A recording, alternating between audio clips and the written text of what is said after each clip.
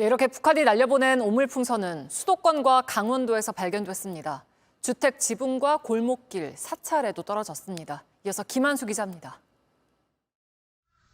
기와 지붕 위로 무엇인가 떨어집니다.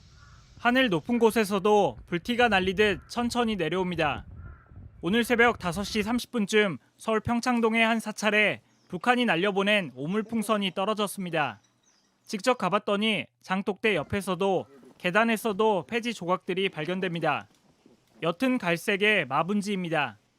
스님들은 이른 아침부터 경내에 떨어진 폐지들을 주웠습니다. 그냥 하늘에서 그냥 내려왔어요. 다 여기 동네 전체적으로. 그럼 그 밖에 뭐 다른 것들은 안 보이시고요? 네, 그것밖에 없었어요. 바로 앞 골목 곳곳에서도 폐지가 떨어져 있습니다. 주택 지붕 위에도 화단에서도 발견됩니다. 주민들은 마당 한 구석에 폐지를 모아뒀습니다. 몇 개 떨어져 있어가지고 이것 때문에 확인하러 좀 나와봐요. 신고를 받은 경찰과 소방대원들은 수색에 나섭니다.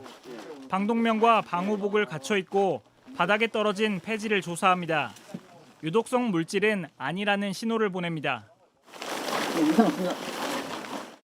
오물풍선은 어젯밤부터 서울과 인천, 경기도 등 수도권 곳곳에서 발견됐습니다.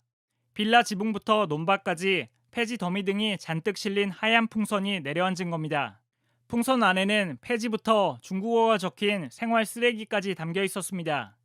우리 군은 오늘 새벽 이후 추가로 날아든 오물풍선은 없다고 밝혔습니다. JTBC 김한수입니다. 북한을 향한 확성기 방송은 우리 주민들에게도 들립니다. 계속되는 갈등에 불안하다는 접경지 주민들 목소리도 커지고 있는데요. 이런 가운데 어젯밤 북한이 보낸 오물풍선에 불이 붙는 일도 벌어졌습니다. 이자연 기자가 현장 취재했습니다. 시커멓게 그을린 아스팔트에 종이와 고무가 눌어붙었습니다. 지난밤 오물풍선이 떨어졌고 거기서 나온 폐지에서 불이 시작됐습니다.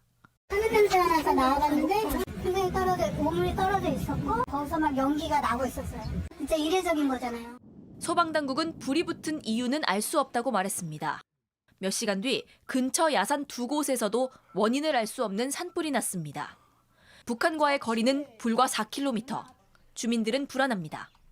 쌀 떨려 죽겠네. 아니 그래서 이렇게 비행기가 오늘 이렇게 우리 그냥 밭에서 팽팽 돌았어요. 접경지에 가까워질수록 긴장감은 높아집니다. 라디오에선 우리 군이 송출하는 대북방송 자유의 소리가 나옵니다. 김치 일가가 전쟁을 강조하는 이유에 대해 계속 얘기 나눠보겠습니다. 박지영의 노래입니다. 싫다. 비무장지대 안쪽 주민들은 확성기 방송도 직접 듣고 있습니다.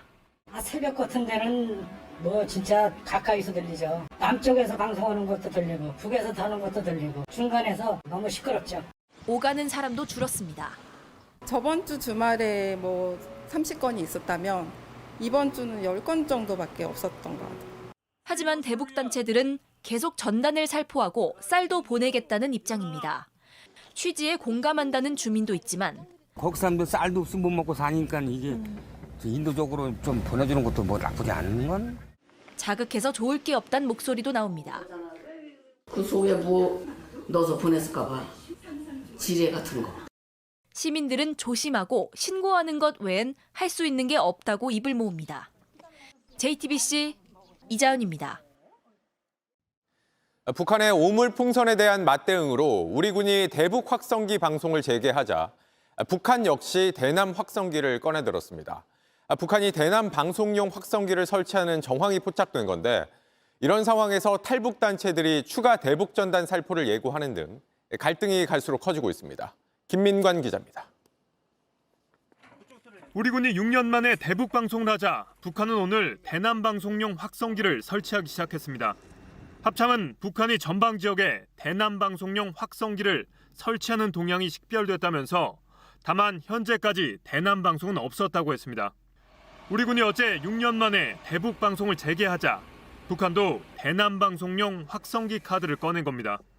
북한은 과거 대남 확성기를 통해 김정은 위원장을 찬양하거나 한국 대통령에 대한 험담을 방송한 바 있습니다.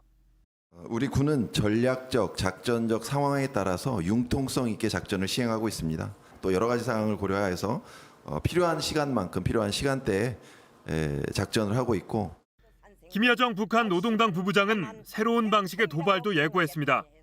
대북전단 살포와 확성기 방송 도발을 병행하면 새로운 대응을 목격할 것이라며 위험한 짓을 당장 중지하고 자숙할 것을 엄중히 경고한다고 말했습니다.